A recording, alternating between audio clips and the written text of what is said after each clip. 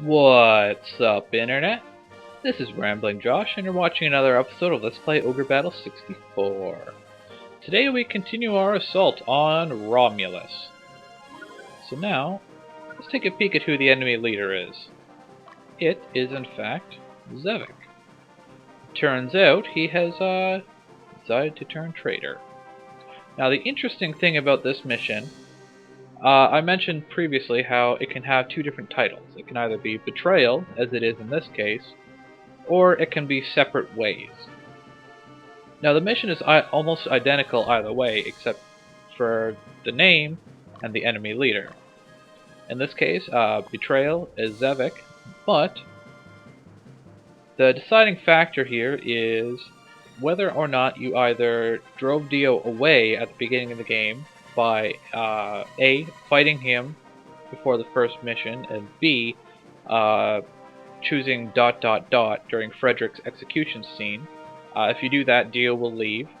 Now if that happens, or else Dio just straight up dies at some point throughout the game, then the leader of this mission will in fact be Dio, and he will be a Dragoon. And the mission will instead be called Separate Ways. So that's just a little bit of an interesting tidbit. Now let's get our Seraphs out of here because they are like crazy behind enemy lines. Now we've got one Beastmaster coming in.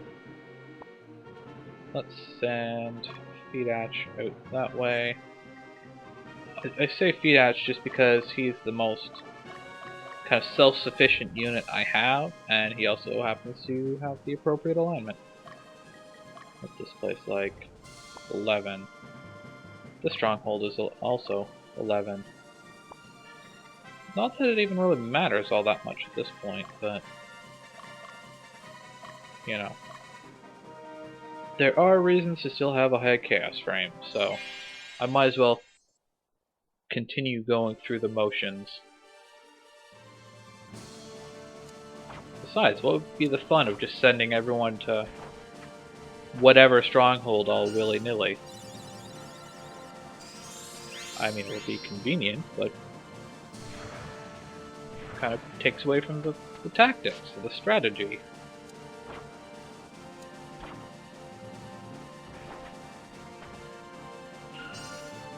These griffins are doing a surprisingly good job at not dying. This upsets me. Okay, so maybe they died anyways, but I wanted to kill the leader, and I didn't kill the leader.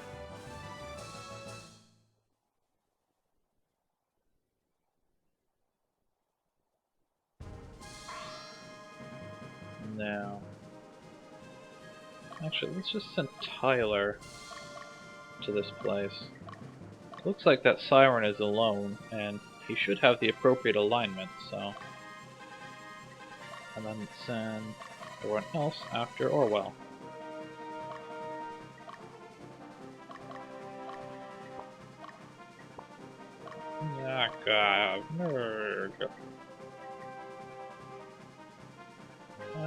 Well, just that is fine. Let's bring in our Seraphs and start picking off these stragglers.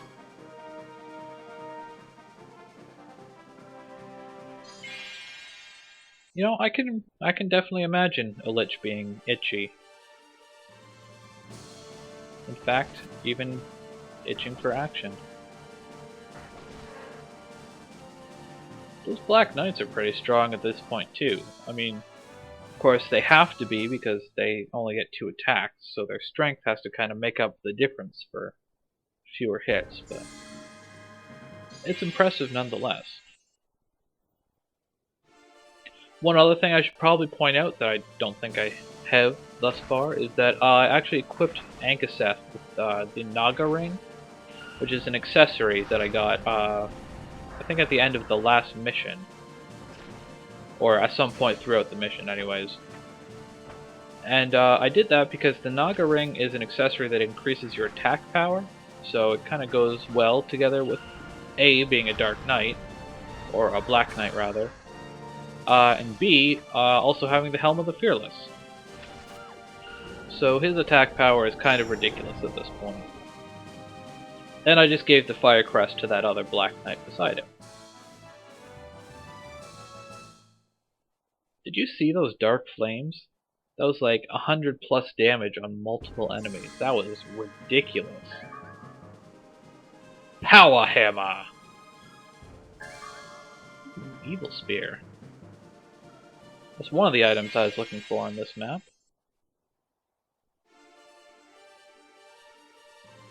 So, for Seraphs, when you're just looking to pick off a couple of units like this, I feel that their current formation is the best, because their piercing attack is their strongest single target attack.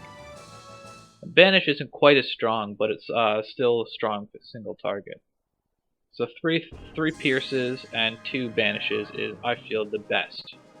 I mention this just because I said in a previous episode that they're a very flexible unit, and you can get a lot of you can get a lot of benefit from playing around with their formation based on the situation. So I just wanted to point that out. One of the things that Seraphs will turn out to be very good for down the road is sniping off leaders or such. So let's see, this is... yeah, I'll just keep the same formation. But no.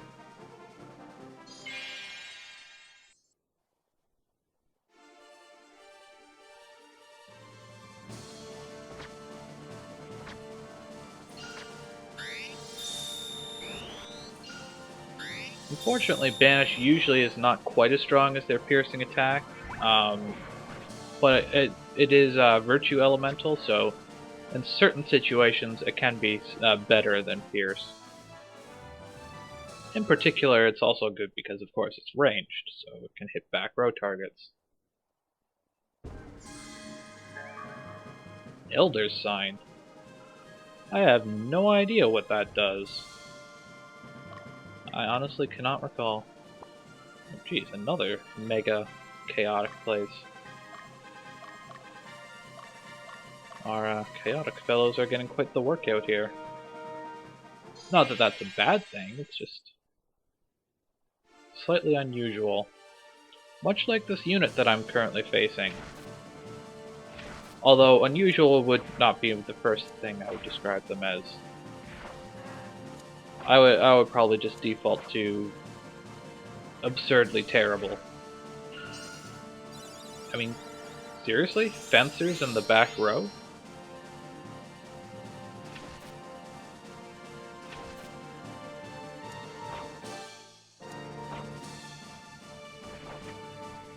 $83 damage.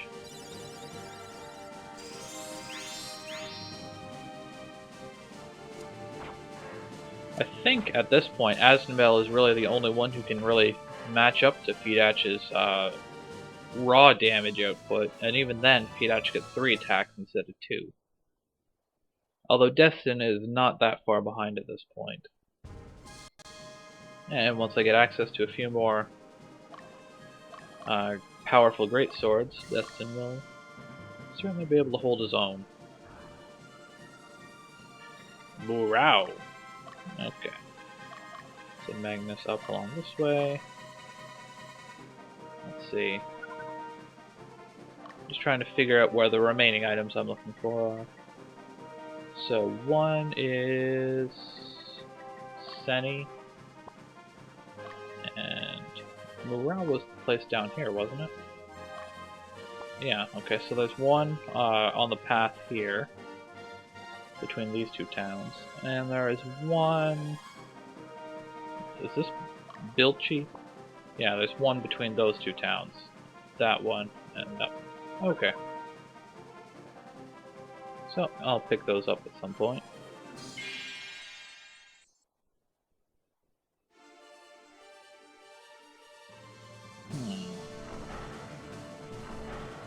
Gonna have to keep a bit of an eye on Orwell, but on the whole, this should not be a particularly a particularly threatening engagement.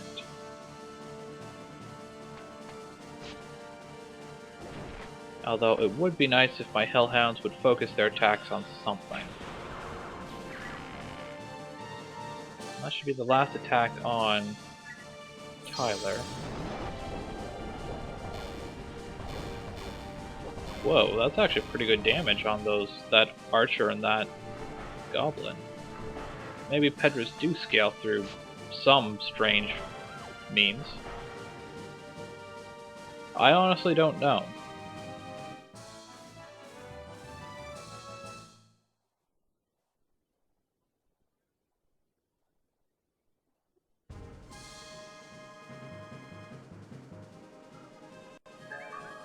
Oh, there's one of the items I was looking for, the Misty Coat.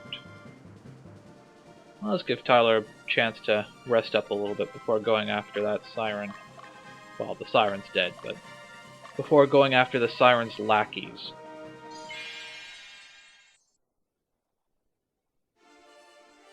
Really? 4 witches and an enchanter. That's so unbelievably god-awful, I can't even articulate how bad it is. Especially if those witches continue casting their incapacitating spells on my Lich. I mean, by all means, don't let me stop you.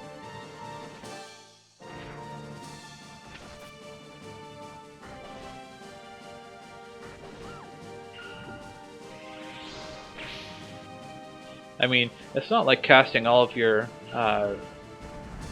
stat-inducing spells on someone who's immune to them completely negates like 4/5 of your unit.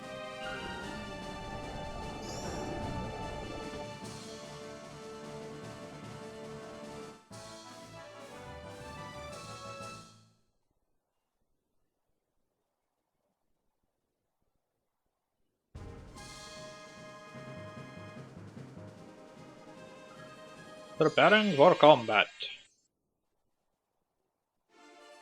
Kill the fencer!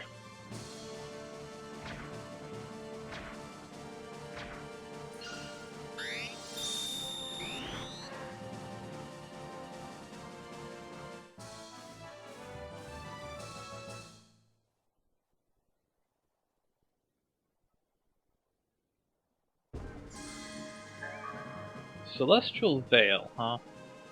I believe that is a headpiece. Similar to Plumed Headband. So I'll send my Seraphs over there to find that other item. How are you doing, Tyler? I really don't want to waste a healing item. Well, you know what, whatever. Let's just use a heal leaf. Heal leaves are a dime a dozen.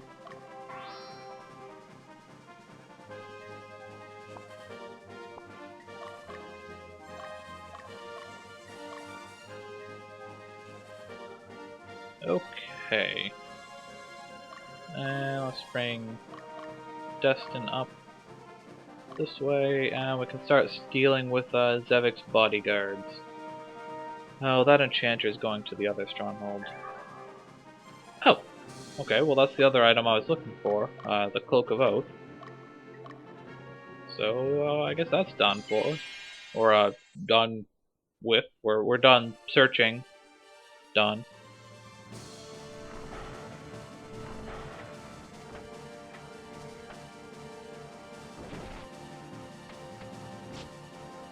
Nom nom nom archers.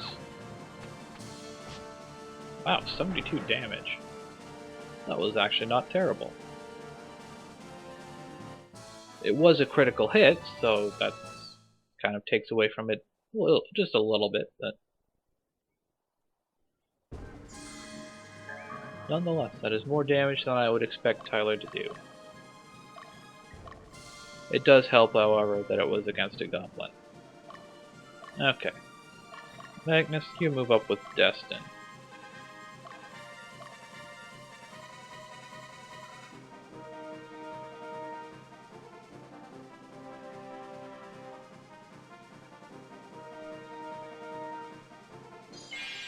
Magnus and Destin.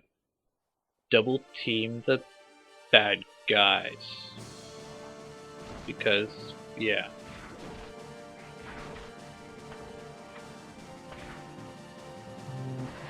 I'm still very undecided as to whether or not I should continue giving the Noishes Promise a chance.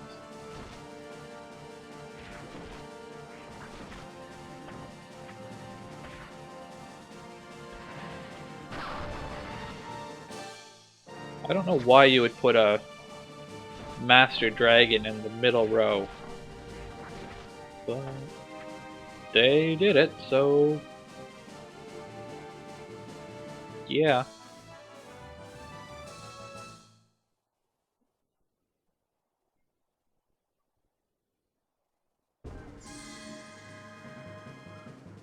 They're here. That's an interesting unit. How does Destin actually swing that sword? It looks like he has a pretty strange... I mean, it's a pretty strange stance, it seems like.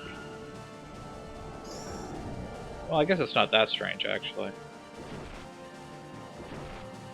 But I just caught a glimpse of it. It looks like he has a very strange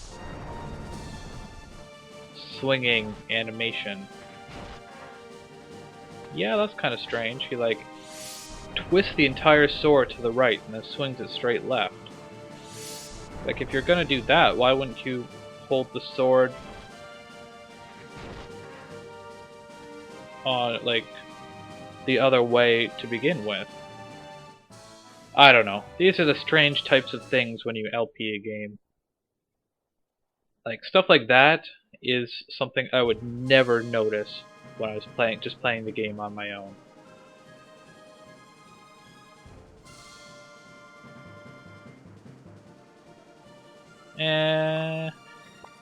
They've got a couple guys still, but you know, I find myself really not caring about them. So, I think I'm just gonna leave it here for today on Let's Play Ogre Battle 64. Catch you later.